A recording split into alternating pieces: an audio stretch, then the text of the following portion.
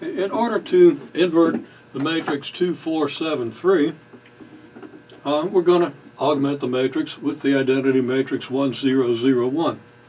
And then we're going to row reduce this matrix down to the identity matrix if that works out. So this matrix might or might not work out to the identity matrix, but if this row is not a multiple of this row, it will reduce to the identity matrix in this case. Okay, so we simply do that. What do? We take half of the first row. Okay, here we have, and I'm just going to trace down what we do to the original matrix, and I'll go back and see how that works with the identity matrix. I take half of this row, 2, 4, I get 1, 2. Okay, then I subtract 7 times this row from this row to give me a 0 here. So 7 times 1 is negative 7, added to 7 gives me 0. 7 times negative 7 times 2 is negative 14, added to 3 gives me negative 11. Then I multiply this row by negative 1/11 to get a 1. Then I add double this row to this row to get my 0 here, and there is my identity matrix. Okay? Now ignore these green matrices for the moment. We'll talk about those in a minute. But let's see what these operations do to the identity matrix. Well, here I multiplied the first matrix by, or the first row by 1/2, so the 1's going to be multiplied by 1/2 to give me 1/2, and of course 0 times 1/2 is 0. Then I added negative 7 times the first row to the second, so that gave me the matrix I see here on the left, and then negative 7 times the first row. Well, I've got a 1/2 here in the first row, I've got to add that to the second.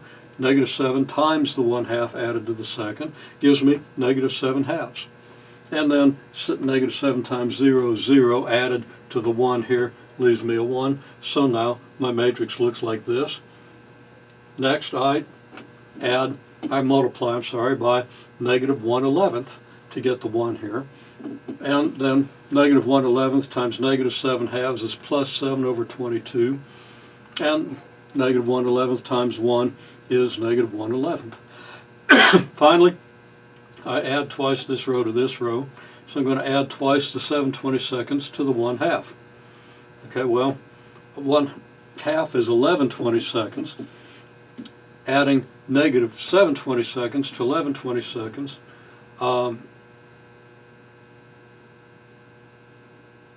something's wrong. Yeah, no, never mind.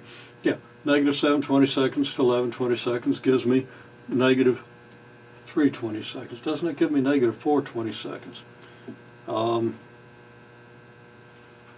So I actually think I think this worked out, so something's wrong there. I'm not going to worry about it right now, but that's what we do. We add actually negative 2 times this row to this one, yeah, which is going to give me negative 14/22 to 11/22 gives me negative 3/22. I got my numbers mixed up. Okay?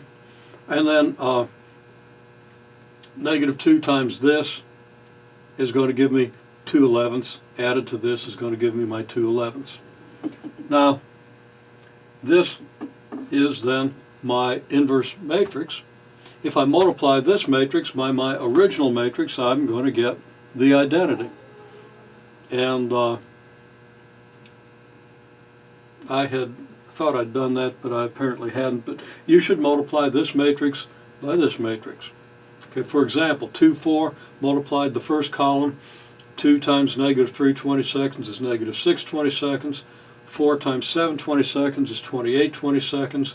28/22 and negative 6/22 is 22 over 22, which is 1.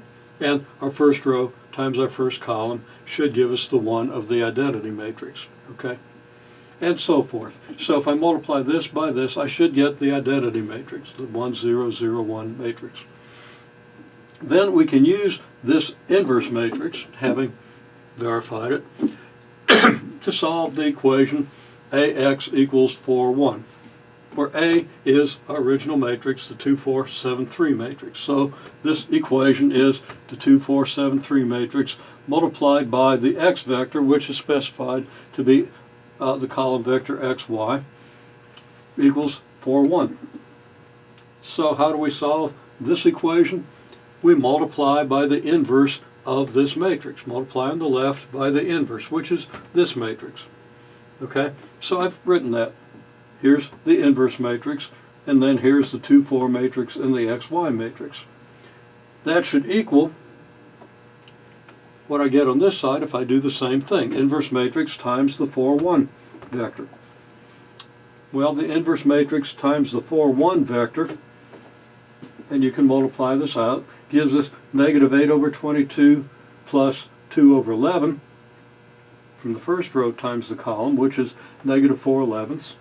And multiplying the second row by the column, it gives us 28 over 22 minus 1 over 11, which is 26 over 22, or 13/11. So here is the result. Now, if I've calculated this right, and I haven't checked it, you should be able to verify that multiplying this solution, which is our x vector, and maybe I should, well, no, our x vector is the xy, okay. One other step here. When I multiply the inverse of a times a, I get the identity, and if I multiply the identity times the xy vector, I get just the xy vector. So we end up with the solution that says the xy vector is this matrix, so that x is negative 4/11 and y is 13/11. Now, if I take this matrix and plug it in here for x, or let's say we plug it in here for the x vector, and the x vector is the xy, or the negative 4/11, 13/11, multiply it by the 2, 4, 7, 3 vector, you should be able to verify that we get 4, 1. Okay? And if that doesn't work out, let me know. We'll figure out what I did wrong. Okay, there's the process of solving a matrix equation using the inverse matrix, where we obtain the inverse matrix by the row reduction of the original matrix augmented by the identity matrix. Okay, reducing this original matrix as augmented to the identity matrix, so that the rest of the matrix is the inverse. Okay, I'll talk a little bit about these elementary matrices, but not for a minute, not till we look at this matrix equation. And we'll do that in another video.